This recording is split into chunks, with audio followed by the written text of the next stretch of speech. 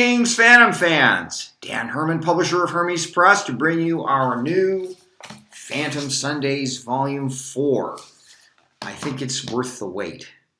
Before we talk about the complete Sundays Volume 4, let's recap where the Phantom has been in terms of the way the storylines have been presented. If you got Volume 9, you'll notice, or you have noticed, that the stories, that is the dailies and the Sundays, run in continuity, and that was for about a year. They started in 1949 and they ran through 1950, a part of 1950. And we complete the daily Sunday continuities in Volume 10, which has the last daily Sunday continuity, then it's back to dailies. So there's a break in the storylines from the Sundays because they were combined with the dailies. Now this is the third volume of the Sundays, and you'll notice it goes from 1945 to 1949. The last continuity, which was dailies and Sundays, ended at the beginning of 1950, so this book picks up where that leaves off. So the last daily Sunday continuity ends, and then the dailies begin, and then the Sundays begin as a separate continuity again, starting in this book. Did you get that all down? There'll be a test when I'm finished. Anyway, this book has the standard format that you've come to expect from Hermes Press with our Phantom reprints. It has a dust jacket. It has a printed laminated cover, so your printed laminated cover doesn't get damaged because the dust jacket protects it. It has color end leaves, which we use on all of our Sunday books, which are done by Ray Moore. And it has an essay, which I wrote. And in this essay, I discussed the continuities that are in this book, which I will now read to you. The first story in this book is The Mysterious Passenger, which begins in May of 1950. And then we also present The Jungle King, The Phantom's Ring, The Rope People, The Tale of Devil, The Copter Pirates, The Female Phantom, and we'll be discussing that in a little more detail, Diana and the Bank Robbers. As a matter of fact, if you see the first panel here, the panel which is opposite the essay, that's actually from that continuity where Diana is dressed up in the female Phantom's costume. So she's kind of a female Phantom. But not the original female Phantom, who of course predates the current Phantom. And we learn about her in the Phantom Chronicles. And I think we end up with the chain. The chain is interesting because it explains the origin of why the Phantom's throne has a chain on it. I won't give that away. If you haven't read the story, you got to buy the book to read the story. In this introduction, we discuss the continuities and how the female Phantom came to be used in Silver Age comic book stories. And to give you a little taste of the comic book stories at the end of the book, we have one story from the King features comic book Phantom, and one story from the Charlton Phantom comic book stories, which feature the original female Phantom from the Phantom Chronicles. Now, with all of these books, there's always a great challenge in bringing together the material. And I want to show you some of the originals that were used for this book. Here's one of them. Now, you'll notice that this is a Sunday, as you can see, and it runs vertically, as opposed to, as you would normally see them, either a half page or a third page. We got this collection from somebody who was extremely gracious in letting us utilize his material. And Phantom fans, when you read these books, and sometimes I get emails, well, you know, I had the half page. If you have material for the Phantom Sundays, tell us about it. Because the one person who was extremely helpful, who we mention in the book, and we're going to have a shout out for him because without him we wouldn't be able to do these books. We can't do these books because King Features does not have the color version of these Sundays. Actually, they don't have anything.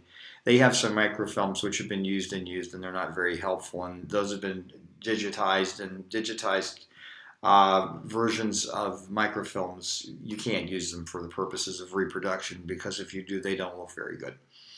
So we use, for the dailies, as you all know, or hopefully you all know, we have used mostly press proofs from the Michigan State University Special Collections.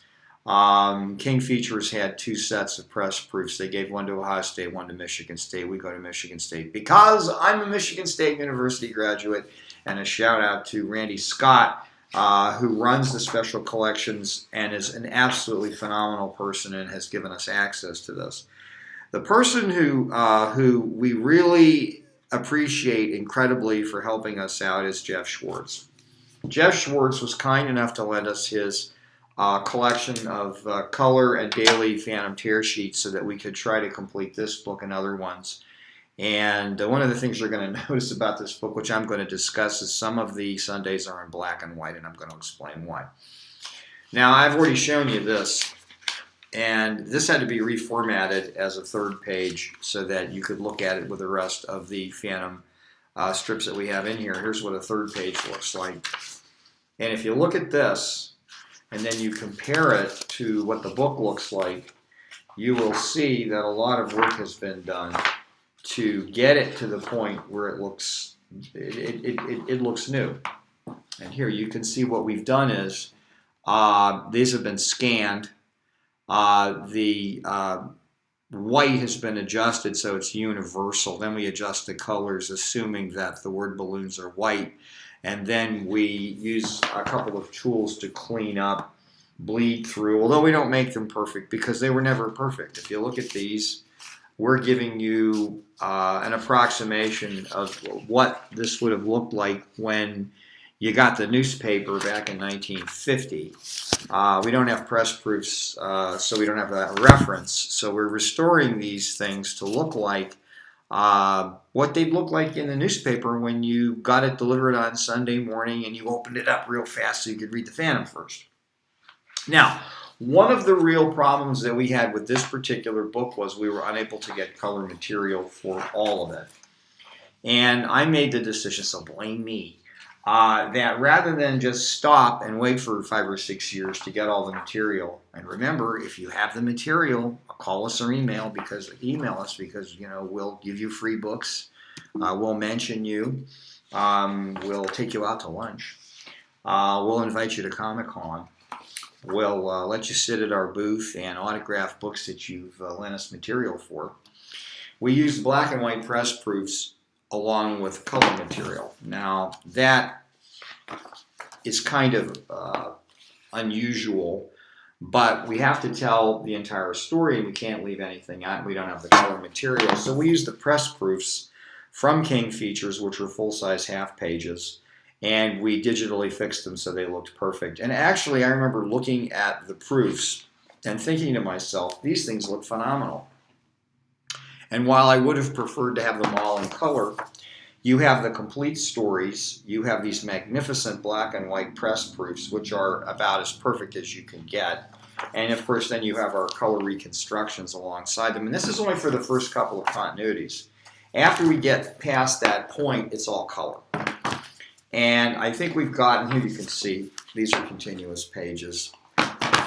It's all color, but it was either not put the book out or do it that way. And I discussed this issue with a number of Phantom fans from all over the world, from New Zealand and Australia and Italy and France and Spain and the United States and some people from South America.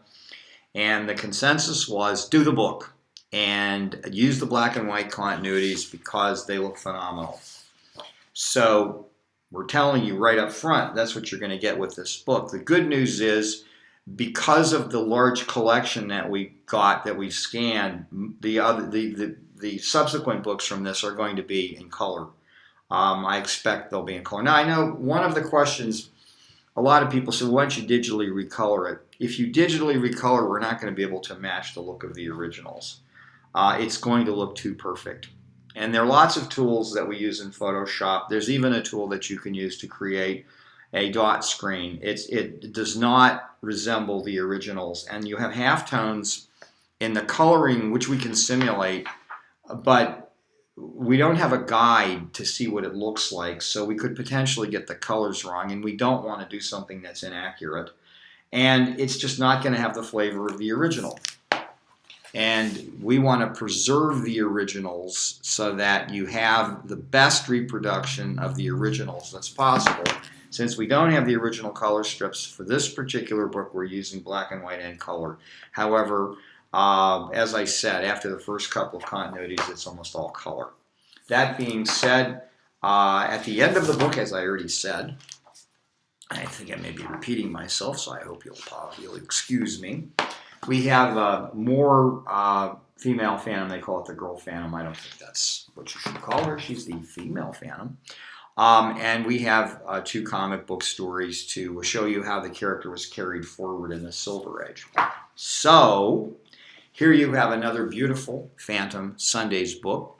I've explained its peculiarities to you. I think the book looks quite nice. The cover is magnificent. It was designed by Eileen Sabrina Herman, our managing editor. I think she did a beautiful job.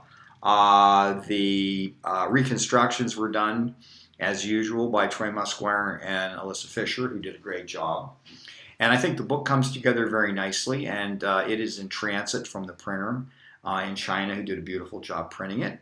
So there you are.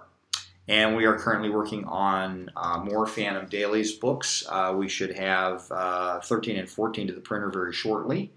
And the Avon Phantom books, which everybody seems to really like, 4, 5, let me see, 1, 2, 3, and 4 are printed, and of course people have been buying them. 5 and 6 have just been printed, and 7 and 8 are going to the printer next week, so you will have 8 books. By the end of this year, 2018, we should have 2 more out. So there'll be 2 or 4 more out. So we're getting there. There are 15 of them. And remember, you have to buy them or we can't print them because we have to have adequate sales to justify printing them. But fortunately, fans have picked up on that and they're helping us out by buying them. I think they're a good read. And I think they're nice books. And when they're finished, you'll have the complete set in your library from end to end. And it beats the old ones, which you can't read because when you try to open them up, they crack and the pages fall out. Anyway. Oh, and finally, Phantom number 2, the comic book, has been printed and it'll be in stores. And Phantom number 3 is being colored and it'll be out shortly. And then it'll be collected into a graphic novel. Number 3 has more pages.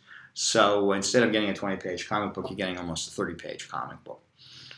So we have enough material so that you can have a pretty nice graphic novel. Not a pretty nice graphic novel, very nice graphic novel. So any questions, call me. You can call me at Hermes Press if you want. You can call me as long as you don't call me late for dinner. You can email me or you can send me a letter. Anyway, that's it for now. Bye-bye.